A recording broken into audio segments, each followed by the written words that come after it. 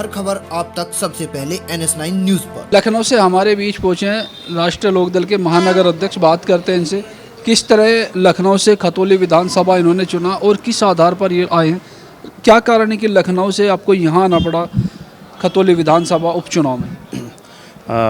राष्ट्रीय लोकदल ने हमारा यहाँ पर जो प्रत्याशी मदन भैया को हम समर्थन करने आए हैं, यहाँ पर मदन भैया के लिए वोट मांगने आए हैं।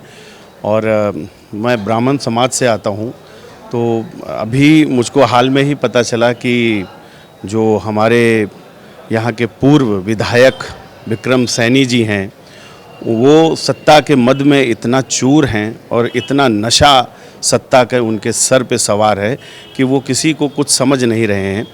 तो भारतीय जनता पार्टी का चाल चरित्र और चेहरा यहाँ पर साफ होता है कि एक जगह तो ये कुछ और बात करते हैं और यहाँ पर उनके विधायक ब्राह्मणों को गाली देने का काम कर रहे हैं।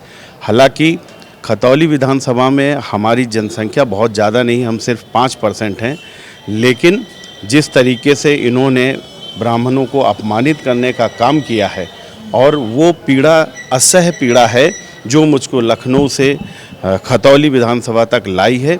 मैं ब्राह्मणों की ओर से ये बिल्कुल आश्वस्त कराना चाहता हूँ कि ब्राह्मण समाज का एक एक वोट हमारे प्रत्याशी मदन भैया के लिए होगा। और चूँकि ब्राह्मण को अपमानित किया गया है तो ब्राह्मण के पास वैसे तो कुछ नहीं है, लेकिन हाँ, वेद और पुराणों में भी लिखा हुआ है कि ब्राह्मण जिसके ऊपर क्रोधित हुआ है उसका सर्वनाश हुआ है।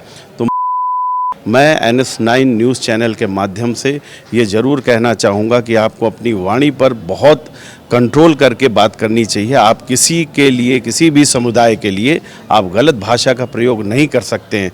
और अगर आप हमारे लिए अपमान वाली भाषा का प्रयोग करते हैं तो एक ब्राह्मण होने के नाते, और मैं जनेऊधारी ब्राह्मण हूँ, मैं आपको श्राप देता हूँ कि इस आने वाले चुनाव में आपकी वो हार होगी जिसकी आपने कभी कल्पना भी नहीं करी होगी।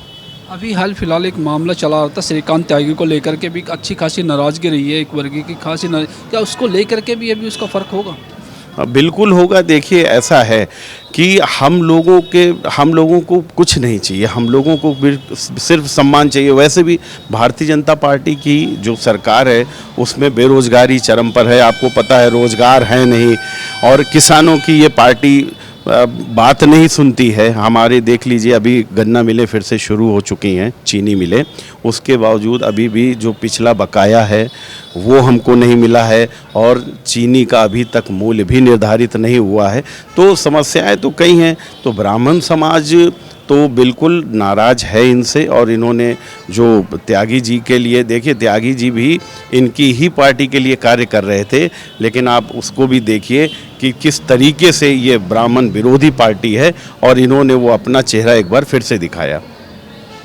एक भाजपा का बड़ा वर्ग कहीं, एक बड़ी स्तर से कहीं कमेटी कहीं त्यागी समाज का, ब्राह्मण समाज को मुजफ्फरनगर की खतौली विधानसभा में मैनेज करने के लिए ले गई है। अभी कुछ ही दिनों पूर्व नावला में एक सभा थी त्यागी समाज को लेकर के, क्या कहीं ना कहीं त्यागी समाज को बना पाएंगे? नहीं, देखिए, हम लोग यहाँ पर मुद्दा मनाने का और बिगाड़ने का नहीं है। मुद्दा ये है कि ये भारतीय जनता पार्टी के जो भी नीतियाँ और रीतियाँ हैं, हमारा देखिए, हमको कोई मतलब नहीं है इस चीज़ से कि आप हमको मनाइए, हमको मनाने की ज़रूरत नहीं है। आप किसानों की बात करिए, हम माने हुए हैं। आप रोज़गार की बात करिए, हम माने हुए हैं। आप यहाँ पर जो बेरोज़गार यहाँ पर युवा घूम रहा है, उस युवा को आप काम देने का काम करिए, हम माने हुए हैं। हमको मनाने के लिए कोशिश मत करिए। हमारे लिए आप कुछ ऐसी अगर नीतियाँ ला सकते हो तो लाइए, नहीं ला सकते हैं तो गद्दी खाली करिए। क्या मूल मुद्दा होगा इस विधानसभा में लोकदल का? देखिए, मुद्दे तो बहुत हैं और सबसे बड़े जो मुद्दे हैं, चूँकि ये चीनी की बेल्ट है, तो सबसे बड़े मुद्दे तो यही हैं कि जो चीनी किसानों का जो बकाया है वो दिया जाए। और उससे भी एक और बड़ा मुद्दा ये है कि चीनी मिलें चालू हो चुकी हैं, लेकिन अभी तक गन्ने का मूल्य निर्धारित नहीं हुआ है। तो मूल्य निर्धारित करें, क्योंकि अगर मूल्य नहीं होगा तो परेशानियां तो अभी हो ही रही हैं।